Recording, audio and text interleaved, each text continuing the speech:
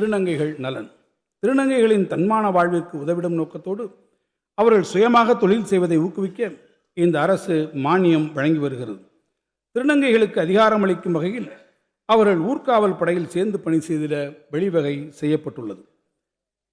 மூத்த குடிமக்கள் நலன். முதுமையின் துயதுடைக்க மூத்த குடிமக்களுக்கு பகல் நேர பராமரிப்பு மையங்களாக அன்புச்சோலைகள் 25 இடங்களில் அமைக்கப்பட்டுள்ளன. அண்மையில் மாற்றுத்திறனாளிகள் மற்றும் வயது முதிர்ந்தோர் சிரமமின்றி பொருள்கள் பெற வேண்டும் என்ற மேன்மையான நோக்கத்தில் அவர்களின் இல்லத்திற்கே பொருள்களை நேரடியாக கொண்டு சென்று விநியோகிக்கும் முறையினை தாயுமானவர் திட்டத்தின் கீழ் இந்த அரசு நடைமுறைப்படுத்தியுள்ளது. இத்திட்டத்தின் கீழ் இதுவரை 27,40,703 தகுதியுடைய பயனாளிகள் பயன்பெற்றுள்ளனர். மாற்றுத்திறனாளிகளின் நலன். Democracy is not merely a form of government. It is primarily a mode of associated living of conjoint communicated experience. It is essentially an attitude of respect and reverence towards fellow men என்றார் doctor Ambedkar. மாற்றுத்திறனாளிகளின் வாழ்வாதாரத்தை மேம்படுத்தும் இந்த அரசு அவர்களுக்கு உரிய அதிகாரம் கிடைத்திடுவதற்கான நடவடிக்கைகளை மேற்கொண்டு வருகிறது.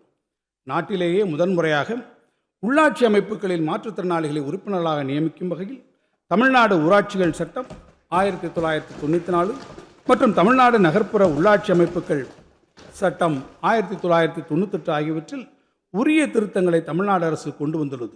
இதன் மூலம் உள்ளாட்சி அமைப்புகளில் இதுவரை 3632 மாற்றுத்திறனாளிகள் நியமன உறுப்பினர்களாக பொறுப்பேற்றுள்ளனர். உள்ளாட்சி அமைப்புகளில் மாற்றுத்திறனாளிகளின் குரல் உறக்க ஒலித்திடச் செய்யும் இந்நடவடிக்கை நாடெங்கும் பெரும் வரவேற்பை பெற்றுள்ளது. அரசு வேலைவாய்ப்பில் மாற்றுத்திறனாளிகளுக்கு 4% இடஒதுக்கீடு நேரடி நியமன முறையில் வழங்கப்பட்டு வரும் நிலையில் தற்போது பணி உயர்வு முறையிலும் இடஒதுக்கீடு வழங்கி அரசு ஆணையிட்டுள்ளது.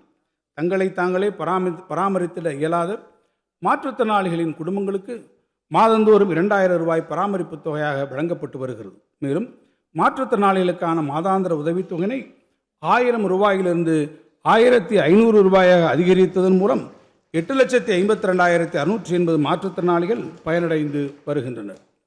2022 ஆண்டில் 1774 கோடி ரூபாய் உலக வங்கி உதவியுடன் 6 ஆண்டுகளில் செயல்படுத்தக்கூடிய தமிழ்நாடு உரிமைகள் திட்டத்தினை டிஎன் ரைட்ஸ் அறிமுகப்படுத்தி அனைத்து துறைகளின் சேவைகளை மாற்றுத்திறனாளிகளுக்கு ஒரே இடத்தில் கிடைப்பதற்கான நடவடிக்கைகள் மேற்கொள்ளப்பட்டு வருகின்றன.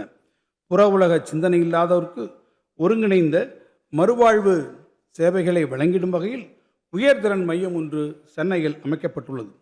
எல்லாருக்கும் எல்லாம் எனும் கொள்கை பாதையில் வலுவாது பயணித்திடும் இந்த அரசு மாற்றுத்திறனாளிகள் மலர்ந்த முகத்துடனும் தன்மான உணர்வுடனும் தம் வாழ்வை நடத்திடும் வகையில் அவர்தம் நலனில் தனி கவனத்துடன் செயல்பட்டு வருகிறது.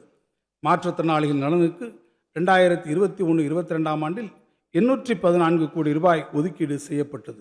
இந்த நிதி ஒதுக்கீடானது 2025-26 ஆண்டில் 1433 கோடி ரூபாயாக உயர்ந்துள்ளது. இது மாற்றுத்திறனாளிகளின் நலன் காப்பதை இந்த அரசு தலையாய கடமையாக கருதுவதை தெளிவாக்கும். இந்த இடைக்கால வரவு செலவு திட்ட மதிப்பீடுகளில் மாற்றுத்திறனாளிகள் நலத்துறைக்கு 1471 கோடி ரூபாய் ஒதுக்கீடு செய்யப்பட்டுள்ளது. உடனுக்குடன் செய்திகளை தெரிந்து கொள்ள சன் நியூஸ் பெல் ஐகானை கிளிக் பண்ணுங்க.